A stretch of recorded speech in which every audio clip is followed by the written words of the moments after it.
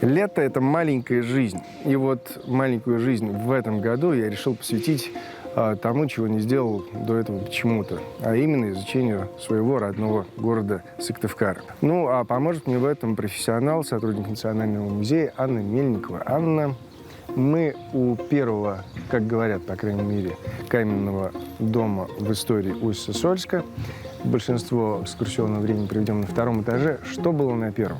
У первого этажа было такое хозяйственное предназначение, о чем, кстати, говорит и внешний облик здания тоже. На первом этаже мы видим рустовку. Она как раз намекает на то, что это почти цокольный этаж. На первом этаже были складские помещения, кладовые, кухня была. Это если мы говорим о купеческом времени. А когда было уже училище, там располагалась комната смотрителя, ну и опять же тоже подсобные помещения. Но если вы еще не поняли, уважаемые зрители, мы у дома купца Суханова, в который мы прямо сейчас с вами и проследуем.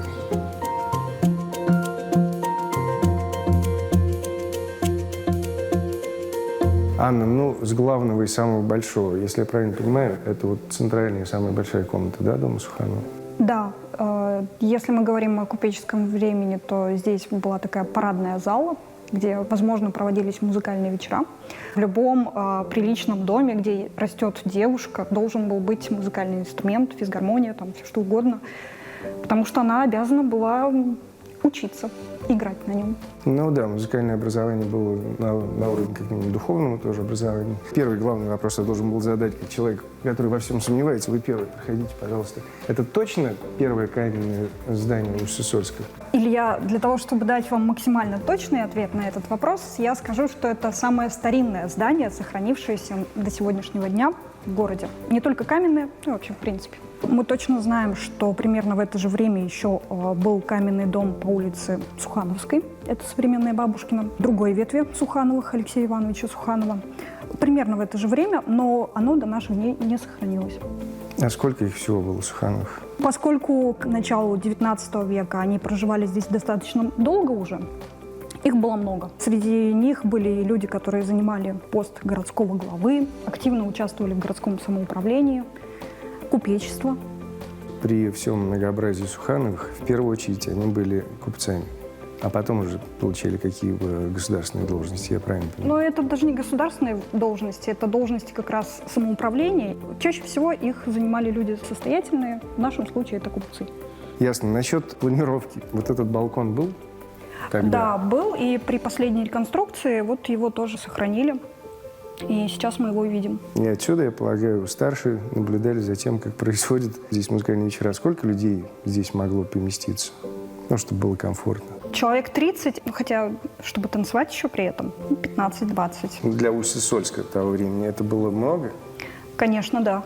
Сколько населения тогда было? Если мы говорим про конец XIX века, то 4400 с небольшим. У балкона была только такая обзорная функция? Нет, конечно. Это ваше такое смелое предположение о том, что отсюда можно было наблюдать за теми, кто развлекается внизу. А так у него функциональное тоже есть предназначение. Какое? Попасть на чердак. А мы попадем? Нет. Почему? Потому что у меня нет ключа. Этот зал интересен тем, что здесь проходили такие переменки. Да? Детям всегда на переменках нужно много места для того, чтобы порезвиться. Для активной деятельности. Да. Они сидели в классах, учились. На переменках смогли выплеснуть свою энергию. Кроме того, когда была непогода за окном, здесь проходили гимнастические занятия. Ну, а вот за этими распашными дверями была учительская. Вот там. Да. Там сейчас сначала комната сказок, потом кабинеты сотрудников научных. А вот раньше здесь была учительская, и туда чуть левее был архив учебного заведения. В этом помещении была учительская. Сначала Усть-Сысольского уездного училища, потом оно было преобразовано в городское. И в 1912 году стало высшим начальным училищем. Ну, почему сейчас здесь много игрушек, поделок и рисунков? Здесь такая своеобразная комната сказок, где мы видим разных героев, русских, коми-сказок, где дети имеют возможность творчески себя реализовать. Ну и вообще просто сюда можно прийти с семьей и поиграть. В зимнее время года насколько здесь было комфортно обучаться? Здесь же дети учились? Да.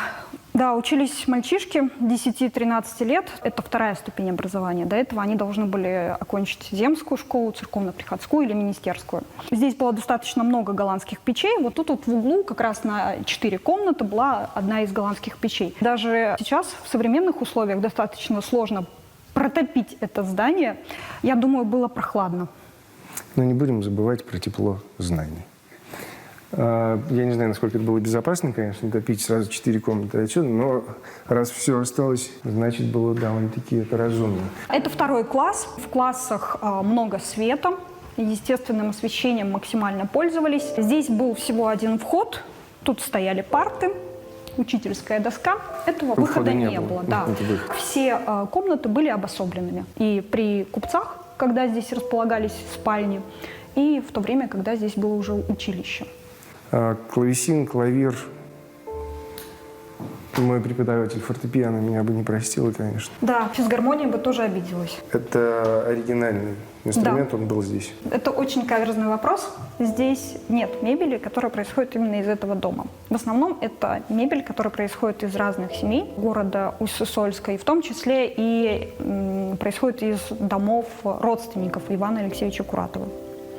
Именно сухановские предметы мебели до музея они не дошли. У нас есть сундуки, связанные с семьей Сухановых. У очень многих это здание, оно в первую очередь ассоциируется с историей города, да, и оно логично.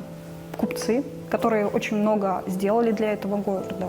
Очень много храмов в нашем городе было построено на средства купцов Сухановых. Это и Троицкий собор, Покровская церковь, колокольня вплоть до шпиля. Это еще и церковь, которая сохранилась до нашего времени, кладбищенская Кирульская церковь, Вознесение Господне.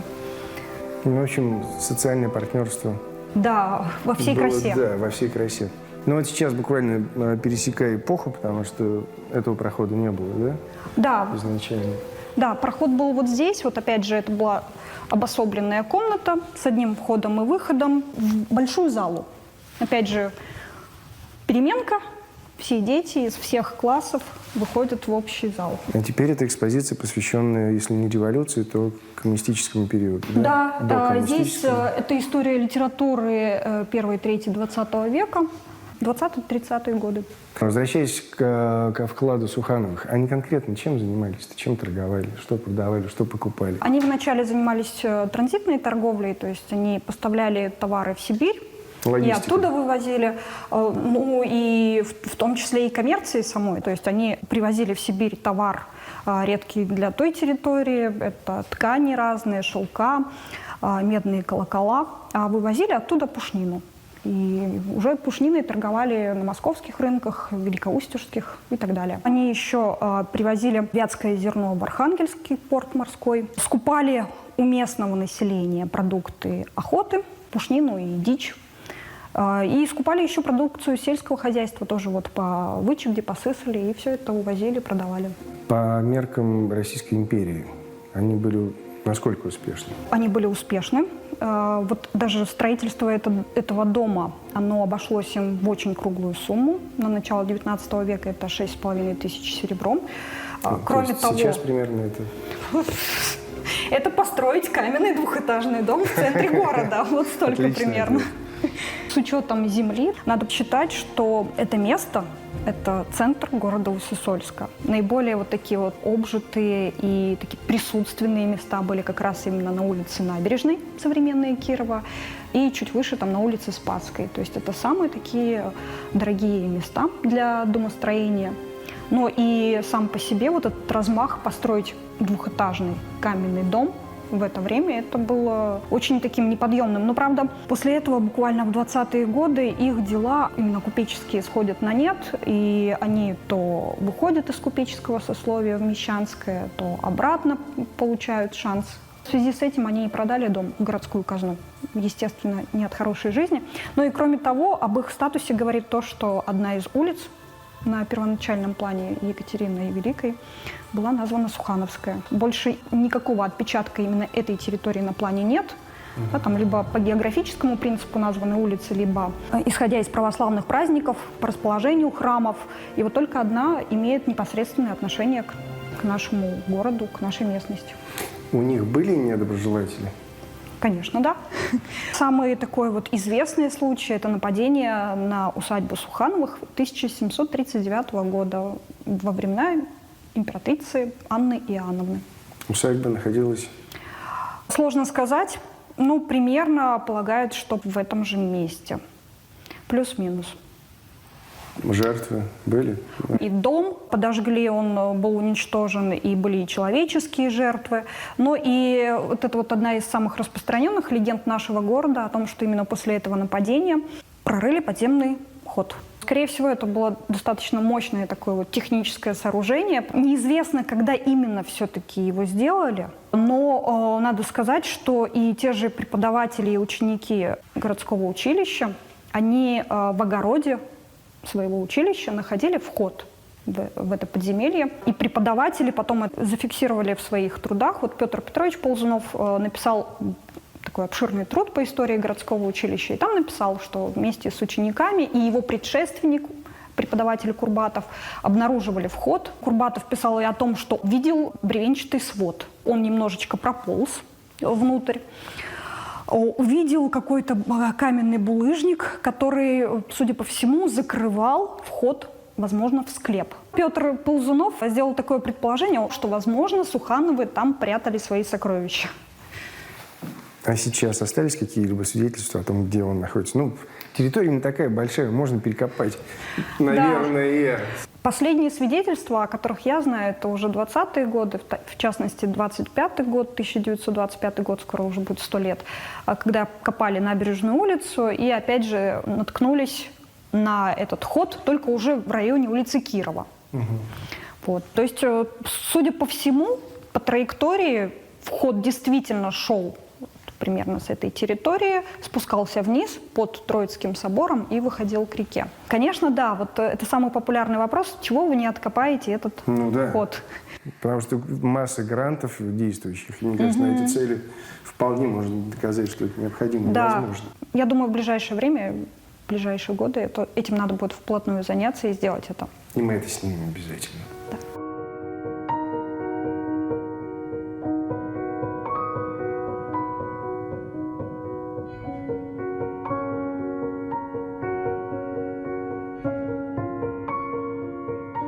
Анна, это похоже на рабочий кабинет. Что было здесь до этого? В купеческое время это была спальня. А во время училища это был очередной классный кабинет. Угу. То есть здесь располагался класс. Вот училище, оно было сначала трехклассным, и поэтому им помещений второго этажа достаточно хватало. Тут вот как раз мы с вами 2 класса уже прошли, и это 3-й.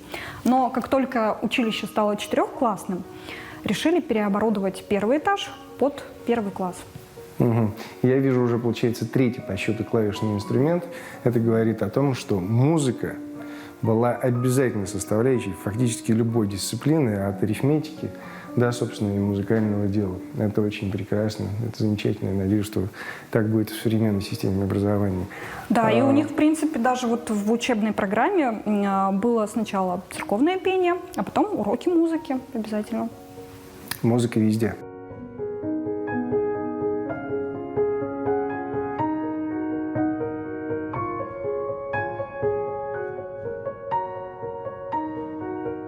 Ну и это, получается, последняя комната. Сегодня она посвящена, как я вижу, финно-угорской тематике, нашим братским народам и республикам. И вот это окно, каменная кладка. Я правильно понимаю, что это та самая кладка? Да, когда делали последний ремонт, пришла такая очень светлая идея в голову музеифицировать и показать кирпичную кладку начала XIX века, для того, чтобы посетитель видел, что это за кирпич.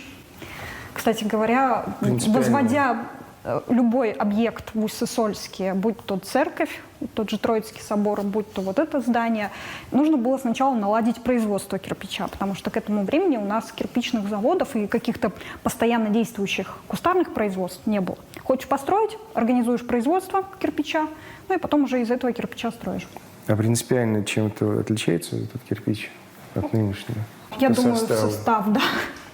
У нас очень много таких историй, когда, разбирая храмы, в нашем городе в частности, потом строили новые объекты из этого же кирпича. Если сейчас мы разберем любой объект в городе кирпичный, начало 2000-х, мы из этого кирпича что потом? Кроме того, что Крошки. посыпем на дорогу, да. Крошки, да. Троицкий собор, когда разбирали, часть кирпича шла, например, на строительство первого корпуса КГПИ. Когда Стефановский храм разбирали, часть пошла на строительство электростанции в лесозаводе. Не хватало производства кирпича. Хотя в то время уже Дырновский кирпичный завод уже был. Но зато делали на совести. Да.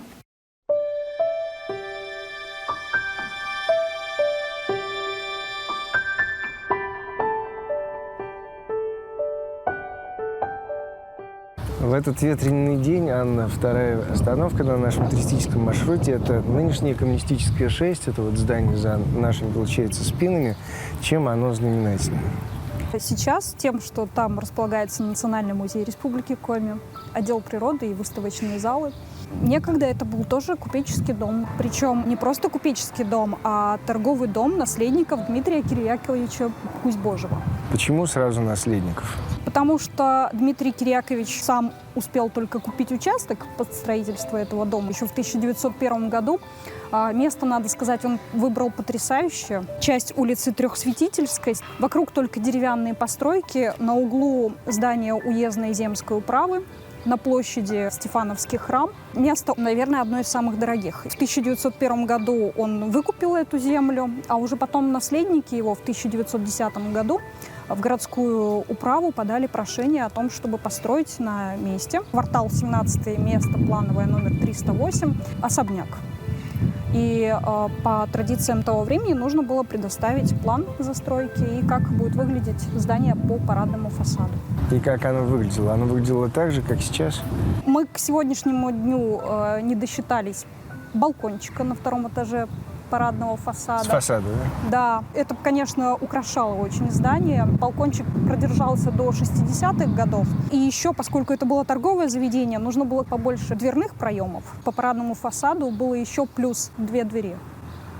А вот эта вот крайняя правая дверь, она вела исключительно только на второй этаж. На втором этаже располагались жилые помещения. Торговый дом основала уже вдова Дмитрия Кирьяковича Александра Федоровна и ее 2 сына. Ну вот они считаются наследниками, Да, соответственно. это троица, да, и есть наследники. Они построили дом очень быстро, всего лишь за один вот сезон, весна, лето, осень 1912 года.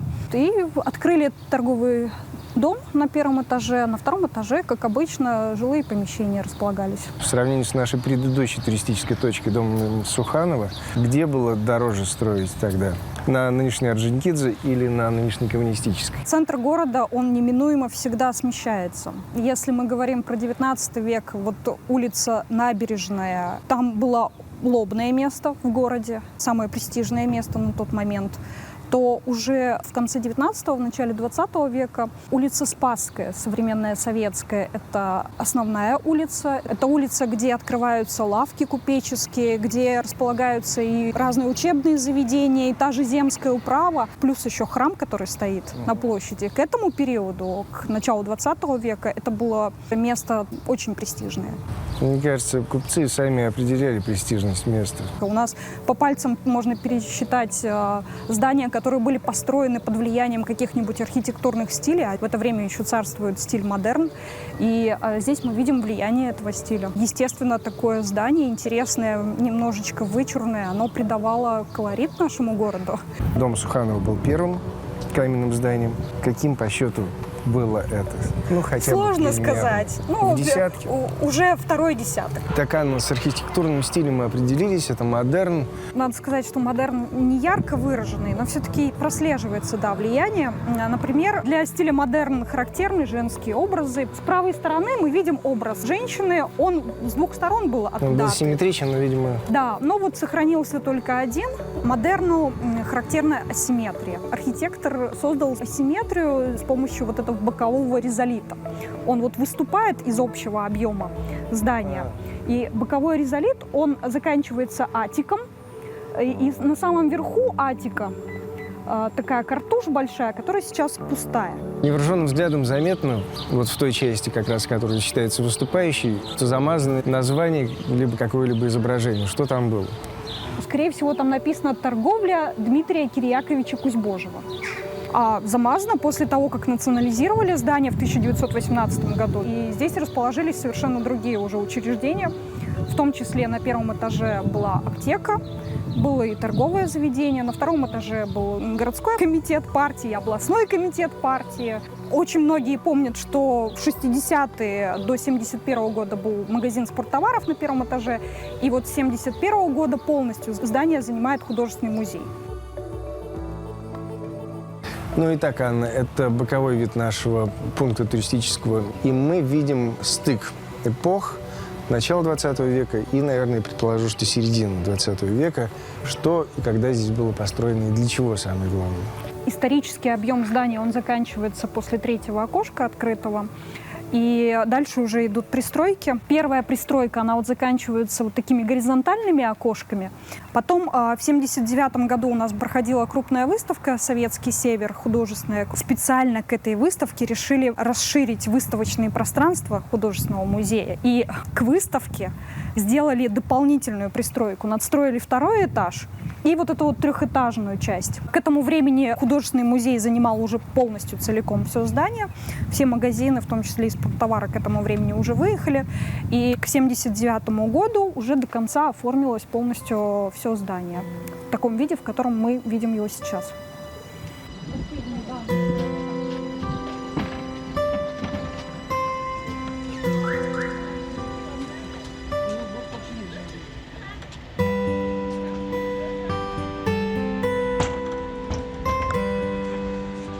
Несмотря на то, что самый массивный художественный объект, ну, визуально, по крайней мере, он принадлежит к советскому периоду такой, мы здесь не для этого.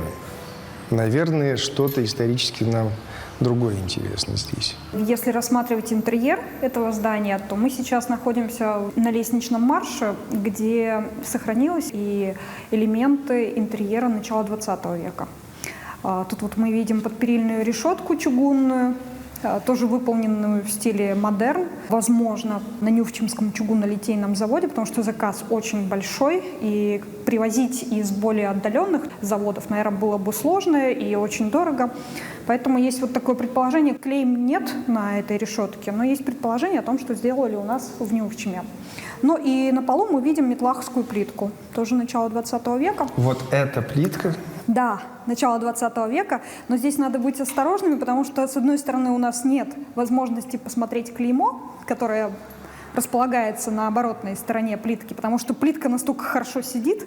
Но в России метлаховской плиткой в начале 20 века называли все что угодно. Цветную, небольшую по площади красивую плитку называли метлаховской. То есть это не обязательно немецкое производство, ну вот красивая, хорошего качества, цветная, она вся могла носить название метлаховская. В первую очередь, очень хорошего качества, потому что 100 с лишним лет, и повреждено очень небольшой процент, несмотря на то, что здесь перемещались не очень, может быть, серьезные грузы, но все-таки что-то на нее падало. Но много детей. Мы все-таки, да, музей. И строятся выставки, постоянно какие-то вот грузы переносятся туда-сюда. И выставочное оборудование, и эта метлаховская плитка, она все выдерживает.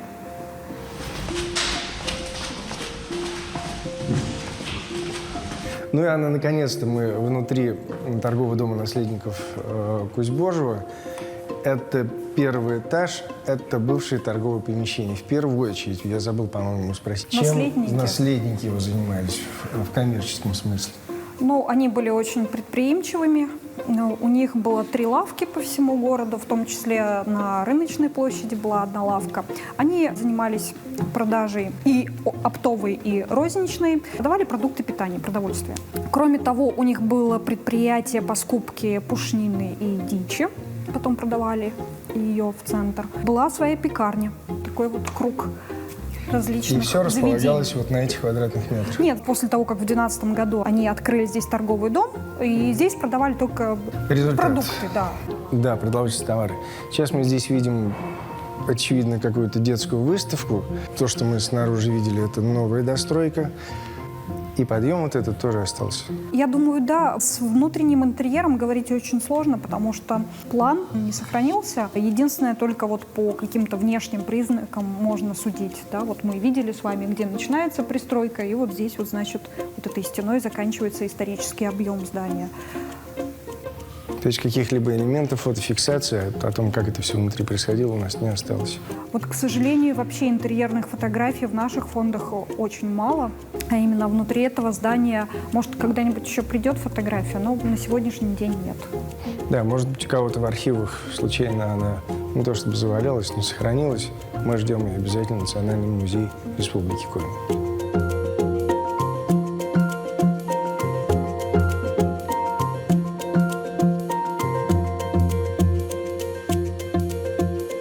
Увы, но на этом выпуск Коми Инкогнито, посвященного туристическому маршруту по Усть-Сысольску, завершен. Я не зря акцентировал внимание на числительном, поскольку мы приложим максимум усилий для того, чтобы продолжить знакомить вас с историей нашего любимого города. Знайте, а значит, любите свою историю. До новых встреч!